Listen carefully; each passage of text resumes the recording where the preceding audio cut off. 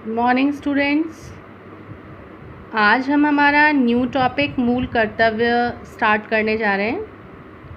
देखिए, अधिकार और कर्तव्य जो हैं वो एक दूसरे से घनिष्ठ रूप से संबंधित हैं और एक दूसरे के पूरक हैं।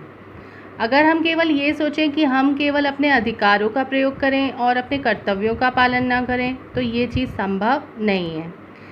लेकिन भारतीय संविधान के में पहले नागरिकों को केवल मौलिक अधिकार जो हैं वो प्रदान किए गए थे। मूल कर्तव्य जो थे उनका उल्लेख भारतीय संविधान में नहीं किया गया था। इसीलिए संविधान का जो चतुर्थ भाग है, उसके अंतर्गत चतुर्थ क जो है वो जोड़ा गया है और उस चतुर्थ क जो है उसमें 10 मूल कर्तव्य जो हैं उनकी व्याख्या की गई थी और इसमें ये उल्लेख किया गया था कि भारतीय नागरिक जो हैं उनके क्या क्या कर्तव्य होंगे। तो मतलब कहने का तात्पर्य ये है कि जो मूल संविधान था उसके अंतर्गत जो मौलिक कर्तव्य हैं उनका उल्लेख नहीं था और इन कर्तव्यों को बाद में जोड़ा गया है और पहले इनकी संख्या जो थी वो 10 थी और वर्तमान जो है उसके अंदर इनकी संख्या जो है वो 11 हो गई है। उसके बारे में मैं आपको अभी बताऊंगी।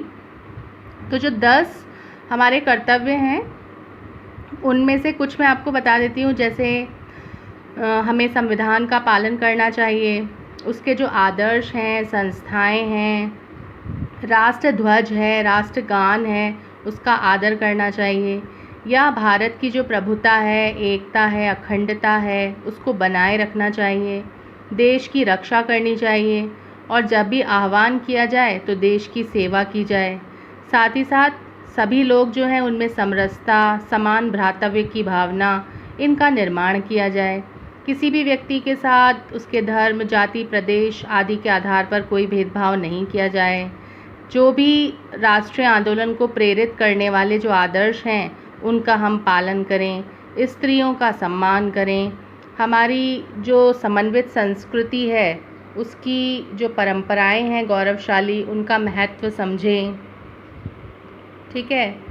और प्राकृतिक पर्यावरण जो है उनकी रक्षा करें। वैज्ञानिक दृष्टिकोण जो है उसका विकास करें। ठीक है। साथ ही साथ जो सार्वजनिक संपत्ति है उसको सुरक्षित रखें, हिंसा से दूर रहें। तो ये सारे जो हैं ये हमारे मौलिक कर्तव्य हैं। अब जो मेन चीज़ आपको इसमें ध्यान रखनी है वो ये ध्यान रखनी है कि 86वें संविधान संशोधन के द्वारा जो मौलिक अधिकार हैं उनकी सूची में एक कर्तव्य और जोड़ा गया है और वो क्या है कि 6 से 14 वर्ष तक की आयु के जो भी बालक बालिकाएं हैं उनको अनिवार्य और निःशुल्क प्राथमिक शिक्षा प्रदान कराना हर अभिभावक का कर्तव्य है। तो ये चीज़ ध्यान रखना है आपको कि ये 11वां मौलिक कर्तव्य जो है ये उस सूची के अंतर्गत जोड़ा गया है। ठीक है। नेक्स्ट जो हमारा टॉपिक आता है वो आता है राज्य के नीति निर्देशक तत्व। देखो, राज्यों के नीति निर्देशक तत्व जो हैं ये एक प्रकार से सरकार के लिए एक आदेश होते हैं। ठीक है। और ये आशा की जाती है कि जब भी सरकार किसी नीति का निर्माण करे, कोई भी नीति बनाए, तो वो इन नीति निर्देशक तत्व जो हैं उनको ध्यान में रखेगी।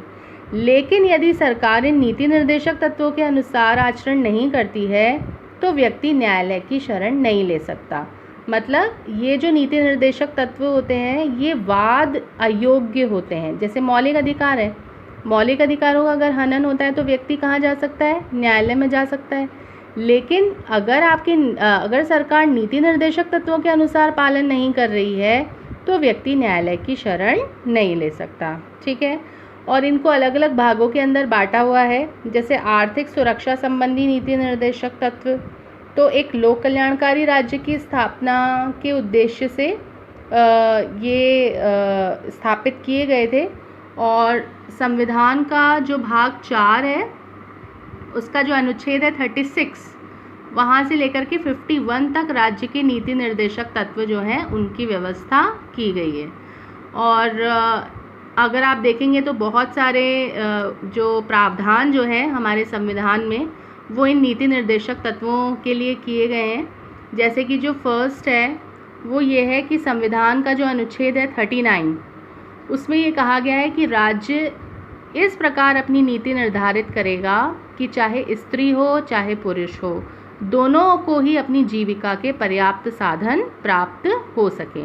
मतलब सभी को अपनी जीविका प्राप्त करने का पूरा अधिकार होगा। सेकंड, समुदाय के जो भौतिक साधन हैं उनका स्वामित्व और नियंत्रण इस प्रकार होना चाहिए कि सभी का हित होता हो। मतलब ऐसा नहीं है कि संपत्ति या उत्पादन के साधनों का केंद्रीकरण हो। जो नेक्स्ट आपका पॉइंट है वो यही कह रहा है, बात दोनों में सेम है कि केंद्रीकरण नहीं होना चाहिए साधनों का, और साधन जो है वो इस प्रकार से बटे होने चाहिए कि सभी का सार्वजनिक हित हो। ठीक है, स्त्री हो चाहे पुरुष हो, दोनों को ही समान कार्य के लिए क्या मिलना चाहिए? समान वेतन मिलना चाहिए। ठीक है। नेक्स्ट, श्रमिक चाहे वो स्त्री हो पुरुष हो, उनके स्वास्थ्य का, शक्ति का और बालकों की जो सुकुमार अवस्था है उसका दुरुपयोग नहीं होना चाहिए। ठीक है। फिर राज्य के द्वारा बच्चों के स्वास्थ्य और विकास के लिए भी उनको सुविधाएं दी जानी चाहिए। ठीक है। और ये ध्यान रखना चाहिए कि भाई किसी भी आर्थिक स्थिति से या किसी भी कारणवश जो है वो उनका शोषण ना हो। ठीक है। नेक्स्ट, ये तो था आर्थिक वाला। नेक्स्ट है सामाजिक हित और शिक्षा संबंधी नीति निर्देशक तत्व। तो इसके अंदर यह है कि लोगों के सामाजिक और शैक्षणिक स्तर को ऊंचा उठाने के लिए भी संविधान में कुछ प्रावधान है।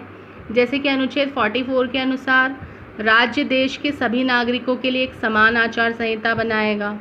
फिर संविधान लागू होने के 10 वर्ष के अंदर 14 वर्ष तक के जो भी बच्चे हैं उनको अनिवार्य और निःशुल्क शिक्षा जो है वो प्रदान की जाएगी। ये मैंने आपको बताया अभी।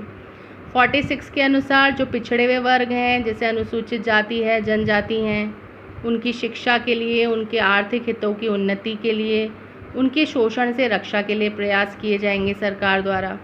47 के अनुसार ये कर्तव्य है कि लोगों का जो जीवन स्तर है उसको ऊंचा उठाने का प्रयास करेगी सरकार, और ये देखेगी कि औषधियों के अलावा अन्य जो मादक द्रव्य पदार्थ हैं उन पर प्रतिबंध लगाया जाए। ठीक है।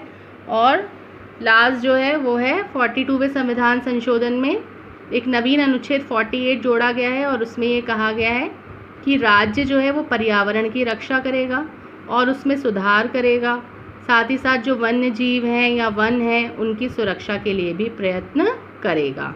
ठीक है। तो इस प्रकार से ये आपके नीति निर्देशक तत्व जो थे आर्थिक और सामाजिक और शिक्षा संबंधी वो पूरे हो गए हैं। आगे जो राष्ट्रीय मानव अधिकार आयोग है उसके बारे में मैं आपको नेक्स्ट टॉपिक में, नेक्स्ट लेक्चर में बताऊंगी। Thank you.